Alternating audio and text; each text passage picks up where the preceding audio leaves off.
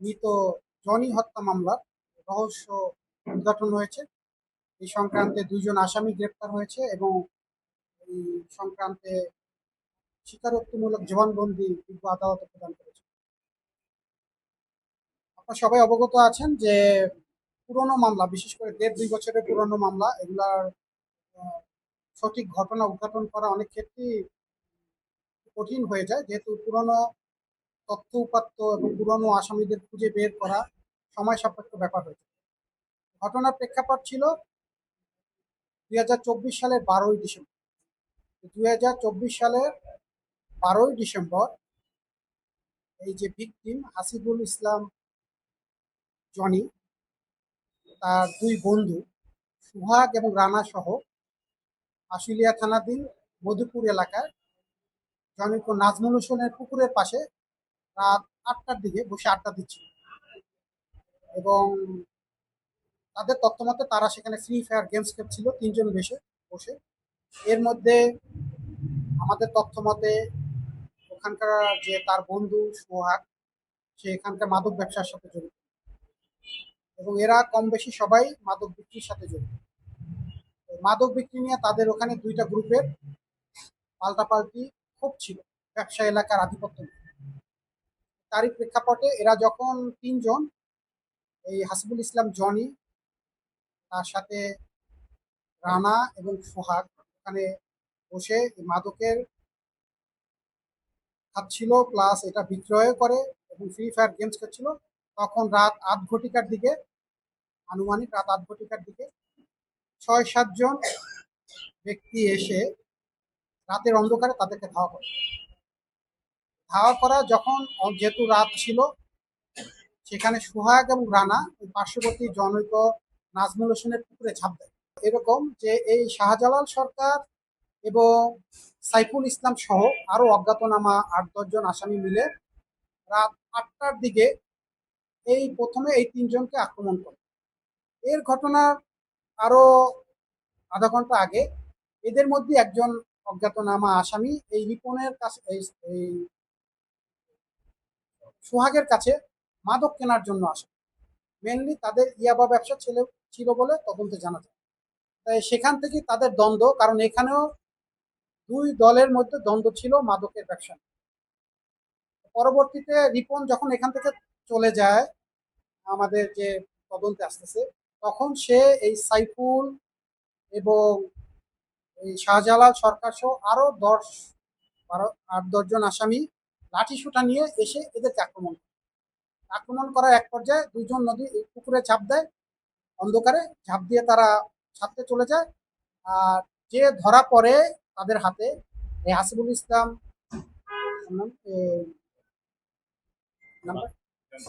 Johnny, Hasibul ইসলাম Johnny, তাকে তারা এলোপাথারি লাঠি দিয়ে মারপিট করার পর যখন মারা যায়, তখন তার লাশটা পুকুরে ফেলে দেওয়ার পর, তা ১২ই ডিসেম্বর ২০২৪ তারিখে লাশ ফেলে দেয় রাত ৮টার পরে। আর ২০২৪ সালের ১৬ই ডিসেম্বর বিকাল ৪টার দিকে এই পুকুরে লাশ ভেসে ওঠে।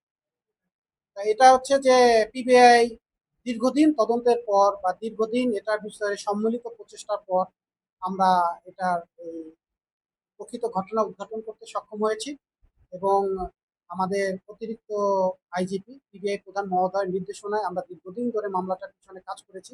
আর মামলাটার আমরা কোনো ক্লু পাচ্ছিলাম না প্রথম পর্যায়ে কাজ করতে গিয়ে, যেহেতু মোবাইল নাম্বার পাওয়া গেছে আরেকজনের কাছে।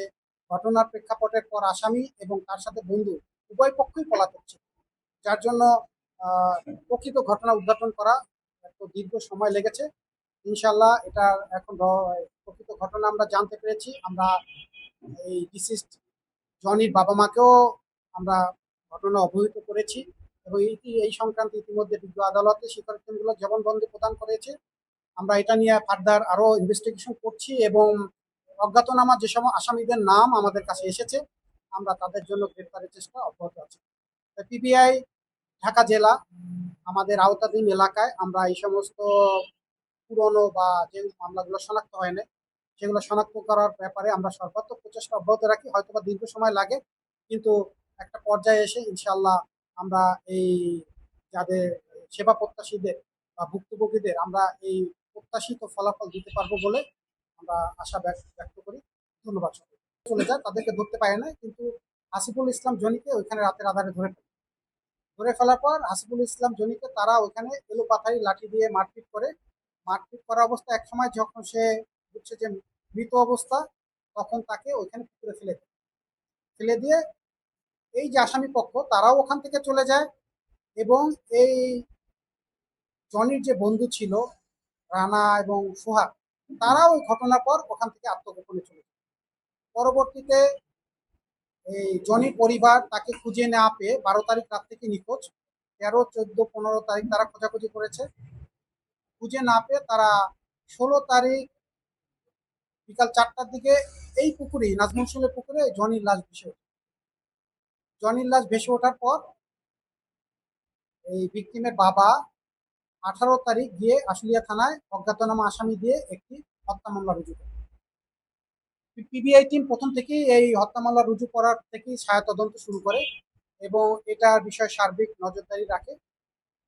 আমরা 24 তারিখ মামলাটা সউদ্যোগে গ্রহণ করি, পিবিআই ঢাকা জেলা সউদ্যোগে গ্রহণ করার পর আমরা এই মামলার রহস্য উদ্ঘাটন করতে গিয়ে বেশ কিছু বাধা বিপত্তির সম্মুখীন হই।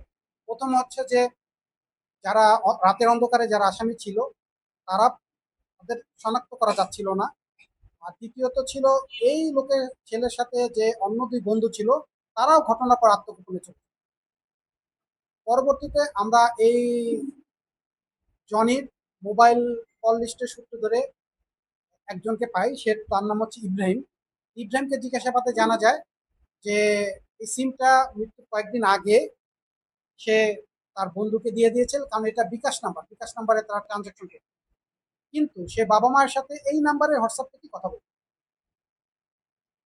পরবর্তীতে আমরা দীর্ঘ 1.5 বছর ধরে এই মামলার পিছনে লেগে থাকি, মামলার রহস্য উদ্ঘাটনের চেষ্টা করি এবং যে এই অজ্ঞাতনামা কারা, প্লাস এই ভিকটিমের সাথে যে দুইজন ছিল তাদেরকেও আমরা সে সময় শনাক্ত করা বা তাদেরকে অবস্থান নির্ণয় করতে পারছিলাম। পরবর্তীতে এক পর্যায়ে এসে আমরা একজন সন্দেহভাজন আসামিকে গ্রেপ্তার করতে সক্ষম হই। তাকে আমরা রিমান্ডে নিয়ে আসি।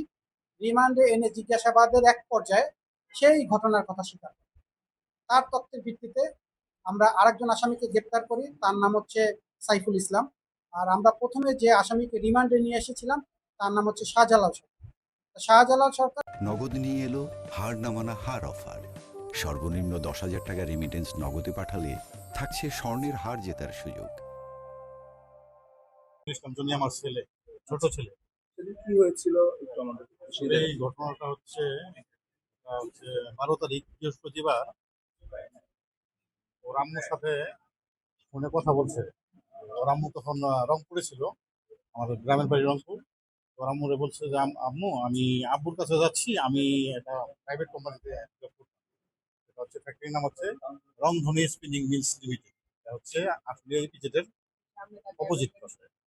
তো বলছে যে আমি আব্বুর কাছে যাচ্ছি, আব্বুর কাছ থেকে আইসা আবার তোমাকে আমি ফোনে কথা বলছি। তো এই পর্যন্ত তো আর আমার কাছে আসে নাই। পরের দিন সকালবেলা ওর আম্মু ফোন দিয়ে বলতেছে, আমার ফোন সেটা হচ্ছে 13 তারিখ, বলতেছে জনি ঘুরে তোমার কাছে যাওয়ার কথা ছিল কালকে, আবার ফোন দিল তো জনি তো তোমার কাছে যায় নাই। আমি বললাম যে না তো। পরে বললো যে ও তো তোমার কাছে যাওয়ার কথা ছিল। পরে আমি বললাম না তো, আসে নাই। পরে বললো যে ব্যাপার জনির যে সিমটা ছিল ওটা হচ্ছে আমি ফোন দিয়েছিলাম, ইব্রাহিম নামে এক ছেলে ও ধরছে।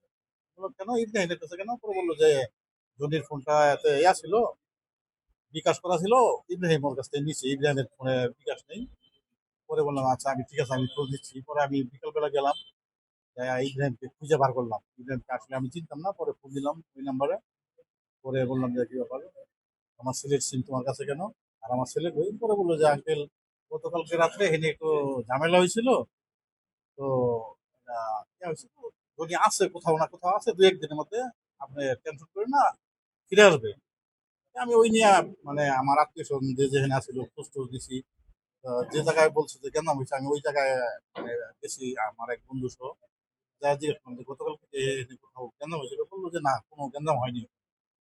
এই পর্যন্ত। তারপরে 16 ডিসেম্বর বিকাল 4টার দিকে আমাকে একজন ফোন দিয়ে বললো যে আঙ্কেল আপনার ছেলের লাশ অমুক মানে পুকুরে ভেসে গেছে। এই তারপর আমি যাই দেখি যে আমার ছেলের লাশ উপরে উঠে গেছে। এরকম কোনো ক্লু আমার মানে জানা ছিল না। আমার ছেলে ছোট ছিল, তার বিয়ে করেছিলাম। ও মধুপুর এলাকায় থাকতো, আর আমি থাকতাম ফ্যাক্টরি কোয়ার্টারে। তো একটা জুতোর শোরুমে চাকরি করতো।